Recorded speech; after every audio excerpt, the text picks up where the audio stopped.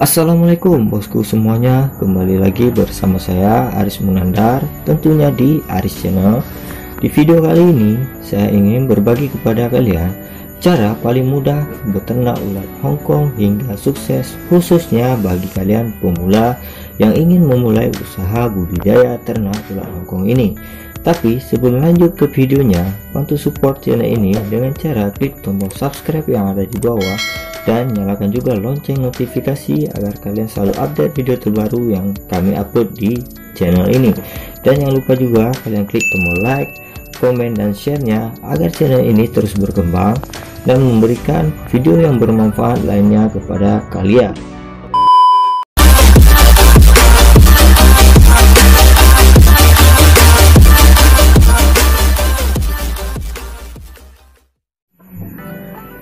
Ulat Hongkong adalah larva proses metamorfose dari kumbang kecil, yaitu dari telur larva, kepompong, kumbang, dan larva itulah yang disebut ulat Hongkong. Ulat Hongkong mempunyai kandungan protein yang sangat tinggi. Adapun kegunaannya adalah sebagai makanan ternak burung, reptil, ikan, dan bisa juga untuk makanan ternak kroto. Semakin menjamurnya pencinta burung dan reptil sehingga membuat permintaan ulat Hongkong terus meningkat. Bagi Anda yang ingin membudidaya ulat Hongkong ini adalah peluang yang sangat bagus karena sampai saat ini harga ulat Hongkong terus naik dan di beberapa daerah bisa tembus sampai dengan 100.000 per kilonya. Wah, tentu harga yang lumayan guys jika 100.000 per kilonya. Nah, budidaya ulat Hongkong tidaklah sulit, hanya butuh ketelatenan serta kesabaran. Dan untuk Anda pemula yang berminat usaha ternak ulat Hongkong ini, ikuti langkah-langkah dan tahapan yang nanti saya akan berikan. Tahapan pertamanya adalah persiapan kandang. Sebelum kita memulai usaha ternak ulat Hongkong, langkah pertama yang harus kita lakukan adalah mempersiapkan kandangnya. Untuk kandang ternak ulat Hongkong sangatlah simpel. Kita bisa menggunakan wadah berbahan triplek ataupun kayu. Bisa juga menggunakan kontainer plastik yang mudah didapat. Idealnya kandang ulat Hongkong mempunyai ukuran 60 cm, lebar 40 cm, tinggi 7 cm. Jika digunakan triplek, bagian tepinya harus dilapisi lakban plastik keliling. Tujuannya agar ulat Hongkong tidak keluar kandang. Buatlah rak dengan rangka kayu atau bambu untuk menyusun wadah-wadah tersebut. Budidaya ulat Hongkong tidak memerlukan tempat yang luas. Cukup memanfaatkan ruang gudang yang tidak terpakai ataupun di dalam rumah. Yang penting terhindar dari binatang predator lainnya. Tahap kedua yang harus kalian persiapkan adalah pemilihan bibit. Jika kandang sudah kita persiapkan, langkah selanjutnya adalah pemilihan bibit. Pilihlah bibit yang bagus agar mendapatkan hasil yang berkualitas. Bibit dapat dibeli dari yang masih ulat ataupun yang sudah jadi kumbang. Di sini saya akan membahas bibit yang mulai dari ulat yang sudah kita dapatkan langsung kita taruh di wadah yang sudah kita persiapkan. Maksimal dalam satu wadah kita isi 2 kilo bibit yang berukuran panjang 2 sampai dengan 3 cm dengan diameter 3 sampai dengan 4 mm. Ulat yang berukuran tersebut di atas akan berubah menjadi kepompong sekitar 7 sampai dengan 10 hari secara bergantian. Nah, tahap ketiga ialah berkembang biak. Cara berkembang biak ulat Hongkong adalah bertelur. Telur akan bermetamorfose secara sempurna hingga menjadi kumbang dewasa.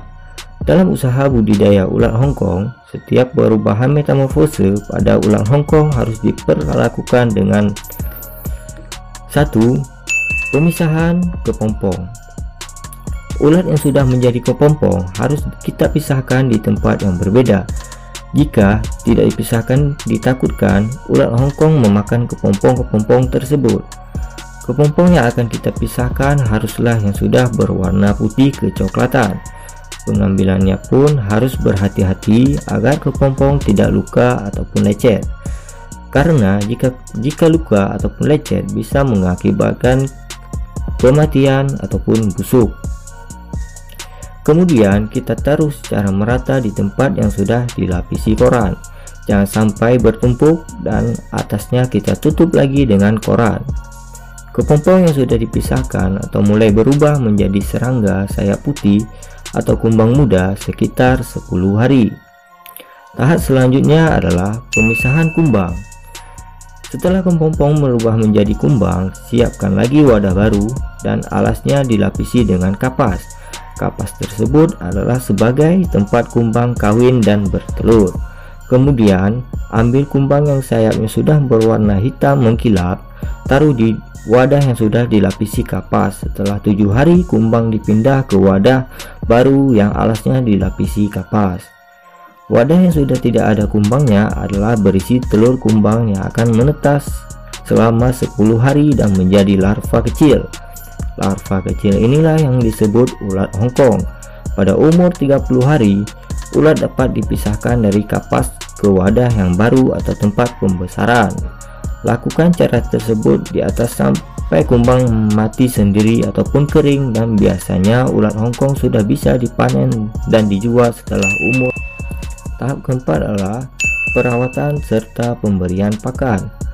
Untuk perawatan yang harus diperhatikan adalah suhu kandang. Ideal adalah sekitar 29 sampai dengan 30 derajat Celcius serta sirkulasi udara yang baik.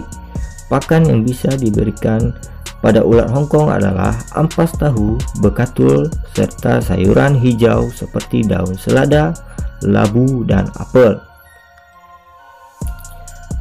Makanan ternak ulat Hongkong agar cepat panen. Untuk memberikan ampas tahu ataupun bekatul, sebaiknya dibuat gumpalan-gumpalan yang tujuannya agar tidak menimpa ulat itu sendiri.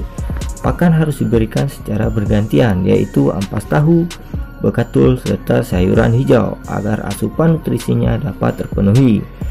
Makanan yang diberikan harus betul-betul habis, baru diganti dengan yang baru, dan sisa makanan tersebut serta kulit kering dari hasil pergantian kulit harus rutin dibersihkan agar mudah pengambilan atau pemisahan kepompong.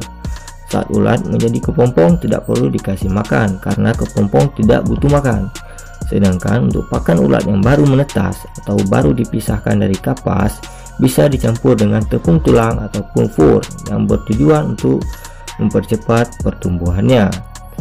Setelah tahapan demi tahapan dilakukan, tiba saatnya panen. Hasil panen bisa dijual sebagian dan sebagian lagi digunakan sebagai bibit baru untuk memperbanyak produksi dan tidak perlu membeli bibit lagi.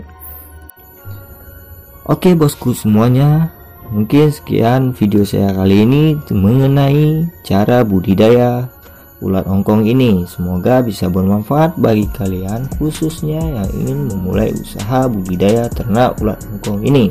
Saya ingatkan lagi, bantu support channel ini dengan cara klik tombol subscribe, like, dan share-nya agar channel ini terus berkembang dan bisa memberikan video yang bermanfaat lainnya kepada kalian semuanya. Sekian dari saya, see you next time video.